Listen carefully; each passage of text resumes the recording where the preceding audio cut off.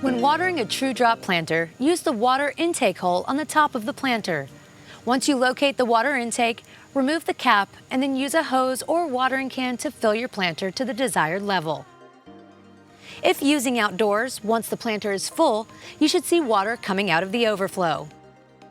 Don't worry, that means the overflow is working well. Indoors, you want to be careful to only fill until the indicator shows full.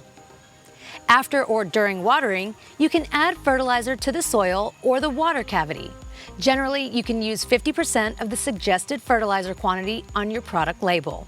We often use liquid fertilizers dropped directly into the water cavity, but you can also use top fertilizers as long as you top water the plant right after the application.